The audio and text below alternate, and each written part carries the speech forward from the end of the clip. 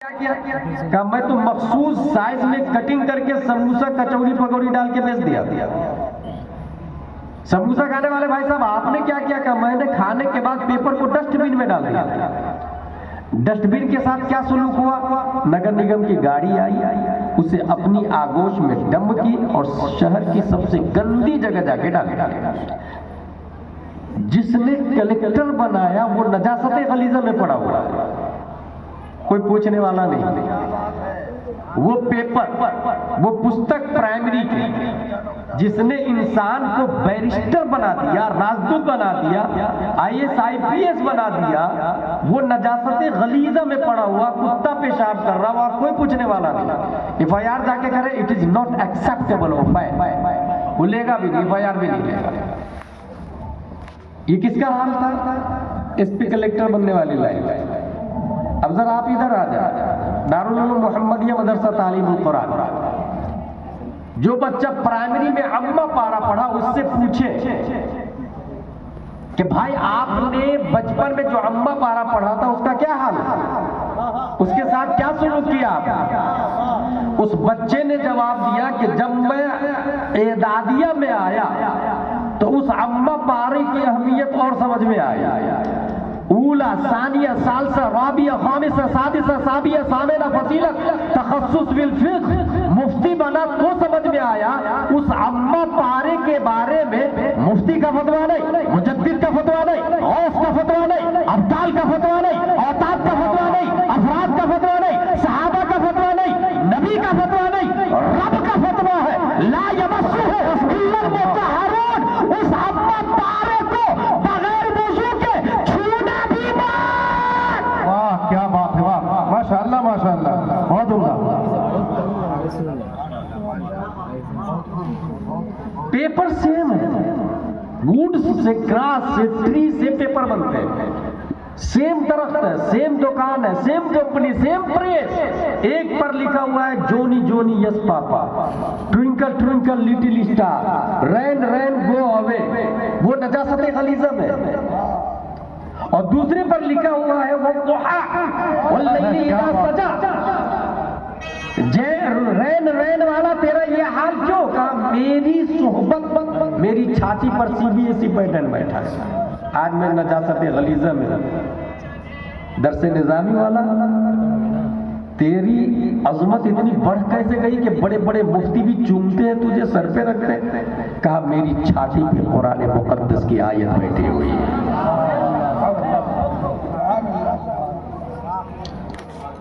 तो कुरान का जो वजूद है वो लाइफ स्टाइल के लिए है, उससे एक्सेप्टेबल, रिस्पेक्टेबल कोई पुस्तक है ही नहीं दुनिया में।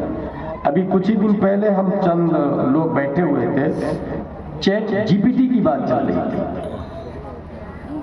आर्टिफिशियल इंटेलिजेंट कंपनी ने बनाया है GPT, जनरेटिव, प्री-ट्रेन, ट्रांसफॉर्मर पैदा करने वाला, इस ऐप का नाम है। ये छोटा मोटा रोबोट है, आप बात करें उससे, वो आपके सवालों का जवाब देगा। तरबियत याफ्ता है, मुबद्दिल है। मैंने उससे पूछा any book like holy Quran could come again, क्या कुरान की तरह कोई किताब और पुस्तक आ सकती है? उसने कहा no, it's final revolution of Allah, there is no book will come like holy Quran. कुरान के जैसी दूसरी कोई किताब आ ही नहीं सकती। सुभान अल्लाह, सुभान अल्लाह।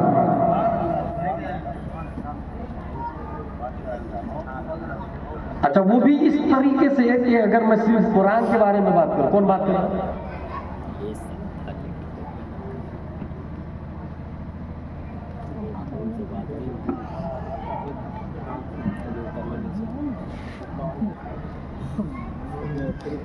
हाफिज बनाना सवाब का काम, लेकिन ये सिर्फ तरावी पढ़ाने के लिए नहीं। ये कितना बड़ा रस्म है देखिए मुसलमानों का। अब कहां इंसान किसकी पैरवी कर रहा है? तरावी पढ़ाने को वाले को कहीं पर 20,000, कहीं 30,000, कहीं 50,000, कहीं 1,00,000। मैंने 2 व्हीलर मध्य प्रदेश वगैरह में रहता हूँ मैं ज़्यादातर, वहाँ तरावी पढ़ाने वाले को शाइन भी दी जाती है, अपाची भी दी जाती है, डीलक्स भी दी जाती है, किसी किसी को 4 व्हीलर। हाफिज है ना, तरावी पढ़ाया ना, बहुत अच्छी बात। सबसे हाई पोस्ट इस दीनियात में मुफ्ती का, और फतवा फ्री में दिया जाता है।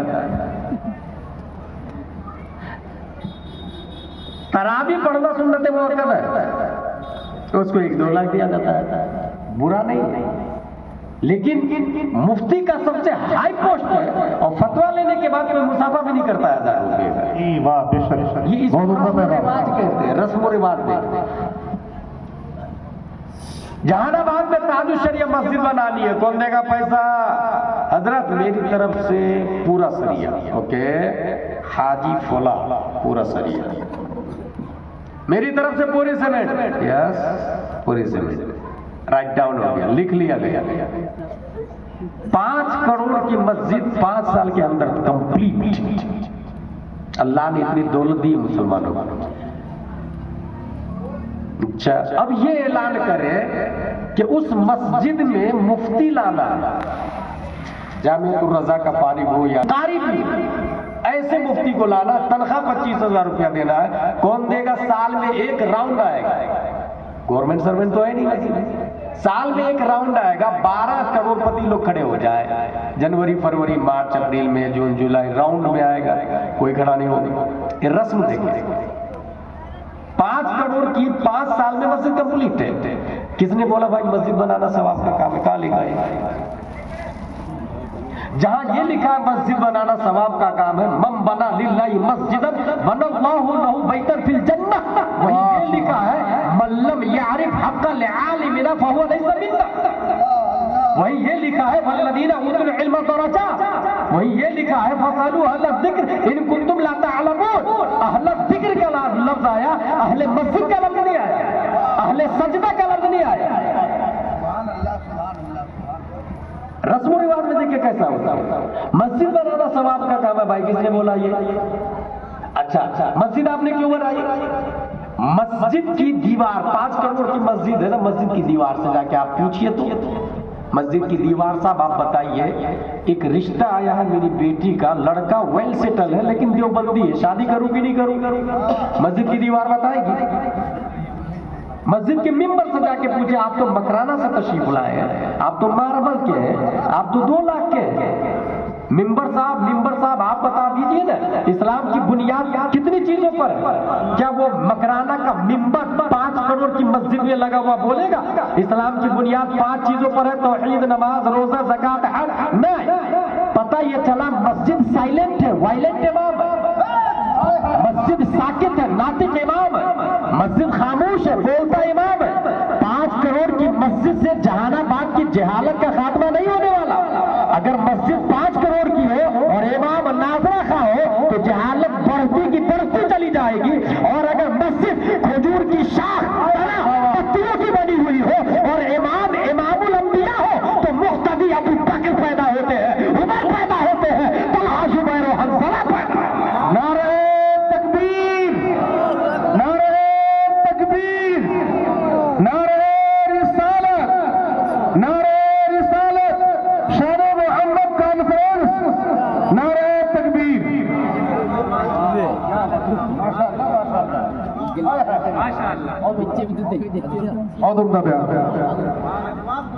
ये कोई लफाजी नहीं कर रहा, ये एक फैक्ट है, एक रस्म रिवाज में किस तरह से पब्लिक उलझी हुई है वो मैं बता रहा हूँ। हजरत प्रिंसिपल साहब को फोन लगाया, मदारुल मोहम्मदिया तालीमुल कुरान, वो मैं लंदन में रहता हूँ, आ नहीं सकता हूँ, 40वां है, तो जरा 10 पेटियां जहानाबाद की 10 मस्जिदों में बराई साल सवाब मरहूम फुला मेरे वालिद साहब के नाम से भेज दीजिएगा। ठीक है भाई। वो मस्जिद गई, वो पेटी गई मस्जिद, पढ़ा के सारे आपने, दूसरे ने जब अपने बाप के नाम से पेटी दिया था, एक कुरान की पेटी 30 पारी की, तो आपने खोल के पढ़ा था क्या? जब आप अपने बाप के नाम से देंगे तो दूसरा क्यों पढ़ेगा? टीट फुट है, कमाता दीनों तो दा, जैसी करनी वैसी भरनी, दुनिया बेवकूफ नहीं। दूसरे के बाप के नाम से आप नहीं पढ़ेंगे तो वो आपके बाप के नाम से पढ़ के देगा। अच्छा, फिर पेटी पे पेटी, पेटी पे पेटी, सब लोग पेटी ही देंगे। किसने बोला भाई पेटी देना सब आपका काम है? कहाँ लिखा हुआ? शांति से सोच कैसे रस्म रिवाज में लोग उलझे हुए। अब 40-50 पेटियां वजू खाने पे जमा है, पढ़ा किसी ने नहीं, खोला किसी ने। पारे जब बोसीदा हो गए तब मुफ्ती साहब के पास फोन आता है, हजरत पारे फट रहे हैं, क्या करूं, दफन कर दूं क्या? बोले हो दफन करो। गई पेटी कब्रिस्तान में। ये क्यों हुआ ऐसा? क्योंकि खुद मुफ्ती बन के पेटी भेज दिया था मदरसे में या मस्जिद में। भाई यहाँ पे पहले पूछे कि हजरत इसाले सवाब के लिए जरूरत किस चीज की है। अगर मुफ्ती साहब बोले कि जरूरत अनवारे शरीयत की है, पारे कुरान शरीफ की जरूरत नहीं, जरूरत अनवारे शरीयत की है, तो कुरान शरीफ से ज्यादा सवाब अनवारे शरीयत को देने में। वो अनवारे शरीयत आपने दिया, बच्चा अनवारे शरीयत पढ़ा, फिर एदादिया, उला, सानिया, सालसा, राबिया, खामिसा, आलिम बना, फिर मुफ्ती बना, और वो मुफ्ती बन के 10-15 लोगों को मुफ्ती बनाया भी। जब तक वो मुफ्ती और उसका शागिर्द जिंदा रहेगा, वाली साहब को अनवारे शरीयत है। क्या बात है। तो रूह इस्लाम निकल चुकी है, रस्म में उलझे हुए। अभी शब बारात आई, देखिएगा मस्जिद भीड़ रहेगी। काली का भाई शब बारात में नफल पढ़ने से सवाब मिलता है। भाई ये उसके लिए लिखा है जिसके जिम्मे फर्ज ना हो। सोचे रस्म रिवाज कैसे उलझे हुए। अगर आपके जिम्मे 1 करोड़ रुपया कर्ज है, फिर आप 11वीं शरीफ में 11 देग लंगर खिला रहे हैं, किसने कहा सब आपका काम है? भाई वो जो कर्ज है आपके जिम्मे, वो तो वो अदा करे पहले। वो जो कर्ज है पहले वो फर्ज है, और 11वीं ना फर्ज है, ना वाजिब है, ना सुन्नत मुअक्कदा, ना गैर मुअक्कदा, वो मुस्तहब है। और इस्लाम में 5 डज है, 5 डजन है। सबसे ऊपर आता हाई क्वालिटी फर्ज का आता है। फर्ज, वाजिब, सुन्नत मुअक्कदा, गैर मुअक्कदा, मुस्तहब। 11वीं शरीफ क्या है? मुस्तहब है। अब ये फर्ज क्या है? कर्ज अदा करना फर्ज है। तो जिसके जिम्मे फर्ज बाकी हो वो 11वीं कर रहा है। ऐसी ही है, एक और मिसाल दे दूं यहीं पर। इंसान आमतौर से मकान बनाता है या खेती जो लोग करते हैं, तो वो 1-2 इंच दबा के बना लेते हैं। अब जिसने 1-2 इंच दबा के बनाई, करोड़पति आदमी हर साल उम्र करने चला जाता है। Life style, VIP life style. लोग समझ रहे बहुत मुत्तकी परहेजगार है, हर साल उम्र करता है। ये किसने कह दिया उम्र करने से वो गुनाह माफ हो जाएगा जो 1 इंच जमीन दबाया है?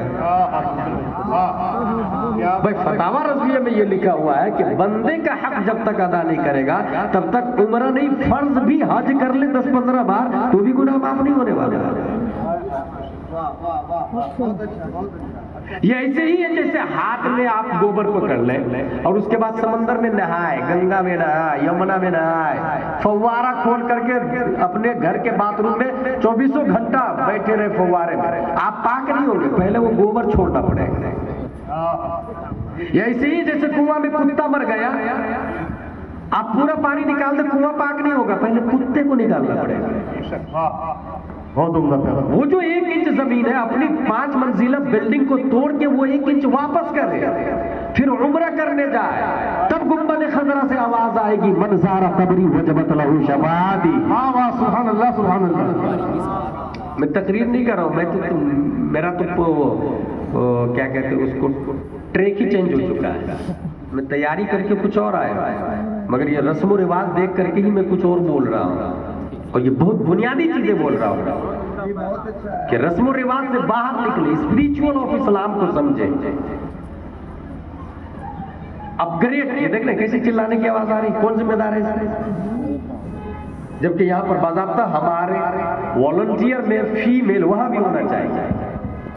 क्रिश्चियनों का आप जलसा देखें, आप यहूदियों का जलसा देखें, जलसा की बजाय अब सेमिनार होना चाहिए, उसमें पढ़े लिखे लोग आना चाहिए, प्लान करना चाहिए। जलसे का वजूद सीखने सिखाने के लिए हुआ है ना। ये तो अल्लाह का शुक्र है कि यहाँ पर कुछ दुकानें नजर नहीं आ रही। किशनगंज के एरिया में चले जाए तो एक एक जलसे में 40-50 दुकानें खुल रही है, चूड़ियों की, इसकी उसकी, जिलेबियों की। किताब की एक भी दुकान नजर नहीं आ रही, अनवार शरीयत की दुकान नजर नहीं आ रही, मुसल्ला की दुकान नजर नहीं आएगी, हमामा शरीफ की नजर नहीं आएगी। इसी को कहते हैं रस्म रिवाज या मादिया। जबकि कुरतुबा के अंदर 20,000 से ज्यादा सिर्फ एक शहर में किताब की दुकान था। 20,000 से ज्यादा एक शहर में किताब की दुकान था।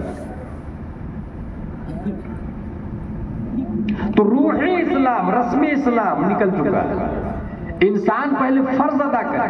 शब बारात आ रही है, ये नवाफिल उनको फायदा देगी जिसके जिम्मे फर्ज ना हो। और कितने इंसान हैं जिसके जिम्मे फर्ज बाकी नहीं है, वो फर्ज अदा करे, शब बारात में जाके नफल नहीं पढ़े। शब बारात में जाके वो अपनी जिंदगी का काउंट करे, डायरी लेकर के बैठ के लिखे कि इतने साल में बालिग हुआ और इतनी फज्र की नमाज कज़ा है, इतनी जोहर की, इतनी असर की, इतनी मगरिब की, इतनी ईशा की, और उसके बाद 30-40 दिन की, उस दिन एक ही रात में 30-40 दिन की नमाज पढ़ ले अपने जिम्मे की। वो जो फर्ज है वो तो अदा होंगे कम से कम।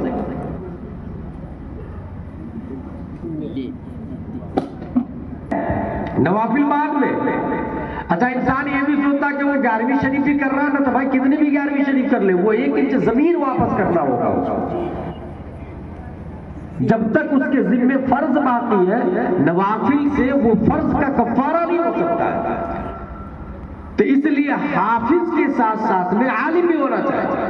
ये तमाम हुफ्फाज़ किराम को मैं कहूंगा कि आप आलिम जरूर बने, और आलिम इस नीयत से नहीं बने आप कि आप दुनिया कमाएंगे।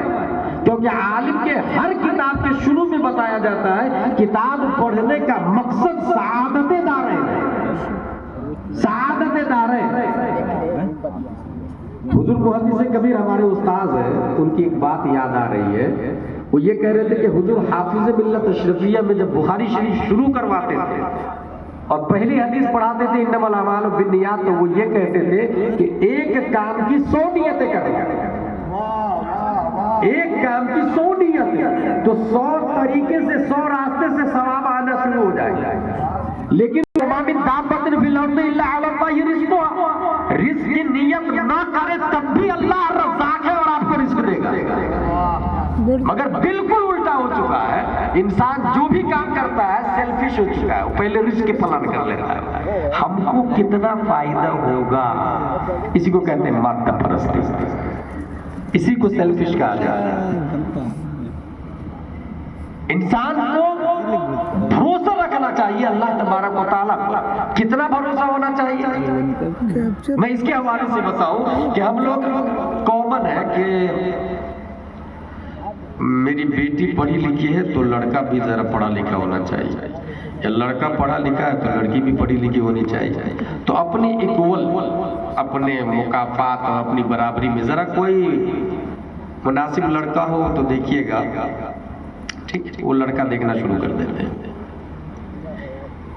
ये बताइए आप कि दुनिया में सबसे अच्छी जगह कौन सी है? अगर आप जुमा में अपने इमाम साहब की तकरीर सुनते हैं तो आप इसका जवाब दे सकते हैं। लेकिन जो शख्स तकरीर नहीं सुनता है, जुमा में इमाम साहब की तकरीर खत्म होने के बाद अरबी खुतबा शुरू होता है तब जाता है, तो जिंदगी भर इलिटरेट का इलिटरेट ही रह जाएगा। हमसे अच्छा खतीब और आलिम आपकी मस्जिद का खतीब होता है। हर जुमा नई तकरीर मेहनत और मशक्कत से याद करके करता है, और जुमा की जो तकरीर है उसका वजूद ही इसलिए हुआ है कि 7 दिन में दिलों पर जो जंग और असर शैतान का होता है वो तकरीर दूर कर देती है। इसलिए जुमा में तकरीर से पहले जाए। और मोस्टली लोग जुमा में जो गवर्नमेंट सर्वेंट है या नौकरी करते हैं वो तो जुमा ही नहीं पढ़ते। मेरे पास 3 दिन पहले कोई ऐसे फोन आया था तो जुमा यहाँ वहाबी है, तो मैं कहाँ जुमा पढ़ूं? मैंने कहा नौकरी छोड़ दे, रज़्ज़ाक़ अल्लाह। अगर तू घर पे भी रहेगा तो भी अल्लाह तुझे खिलाएगा। वो नौकरी जिसे जुमा छूट रही हो, ऐसी नौकरी पर लानत है इस्लाम।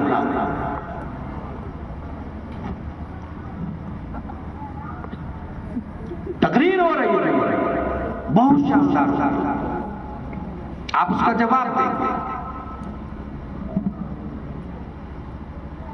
कि रुए जमीन पर सबसे गंदी जगह बाजार है और सबसे अच्छी जगह मस्जिद है।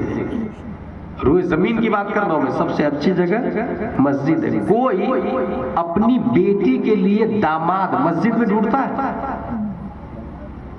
अपनी बेटी के लिए दामाद मस्जिद में ढूंढता है? मस्जिद के हिसाब से ढूंढता है? जबकि होना यह चाहिए कि मस्जिद की पहली सफ में अपनी बेटी का दामाद ढूंढे, अपने लिए दामाद ढूंढे, पहली सफ में आ गया। और एक आदमी ऐसा गुजरा, ऐसा नहीं कि दुनिया में नेक लोग हैं जिनकी वजह से कयामत नहीं आ रही है। मस्जिद में जाके पहली सफ में देखा कि हाँ भाई, तू मेरी बेटी से शादी करेगा। हजरत मैं गरीब हूं, मेरे पास कुछ है नहीं। कहा पहली सफ में अल्लाह के घर में तकबीर ऊला के साथ में नमाज पढ़ने वाले से बड़ा रईस और अमीर कौन हो सकता है? पहली सफ में तकबीर ऊला के साथ। इसका मतलब अमीरी और गरीबी की सोच ही बदल गई। हम किसको अमीर समझ रहे हैं? कॉमन सेंस यही ना, पैसे वाले को अमीर समझ रहे हैं। मैं आपसे एक सवाल करता हूं कि एक इंसान है आपके जहानाबाद में जिसके पास 1000 KFT है और एक इंसान है जिसके पास 1 करोड़ KFT है। दोनों में से अमीर कौन है? आप कहेंगे 1 करोड़ वाला अमीर है। गलत। 1 करोड़ वाला अमीर भी नहीं और कमाली इंसान भी नहीं है, कामिल इंसान भी नहीं है। इसको यूं समझे कि एक परिंदा है जिसकी चोंच में गेहूं का एक दाना है, दूसरा परिंदा है उसकी गर्दन में 1 किलो गेहूं की थैली लटकी हुई है। दोनों में से कामिल परिंदा कौन है? मंजिल पर कौन परिंदा जाएगा? बीवी बच्चों से कौन सा परिंदा मिलेगा? जिसकी चोंच में गेहूं का एक दाना है। इंसान भी परिंदा लाहूत है, वो आया है रब की तरफ से और जाना भी है परवाज करके रब की तरफ से। बोझ जितना कम हो रब की तरफ रफ्तार उतनी ज्यादा हो। इसी को कलंदर लाहौरी ने कहा, ऐ ताइर लाहौती उस रिस्क से मौत अच्छी जिस रिस्क से आती हो परवाज में खुदाई। यही वजह है कि हमारे नबी ने फरमाया कि एक गरीब अमीर से 500 साल पहले जन्नत में चला जाएगा। उसे हिसाब देना पड़ेगा, लाया कहां से, खाया क्या, खर्चा कहां किया। गरीब शॉर्ट एंड स्वीट में हिसाब देगा और जन्नत में चला जाएगा। तो फिर से सुने, मालिके कुल है, मालिके निसाब नहीं है। नबी पे ज़कात ही नहीं फर्ज होती क्योंकि इतने पैसे के मालिक ही नहीं बनते थे। तो इतने पैसे का मालिक न बनना जिससे ज़कात फर्ज न हो, ये हुजूर सल्लल्लाहु अलैहि वसल्लम की सुन्नत है। और सुन्नत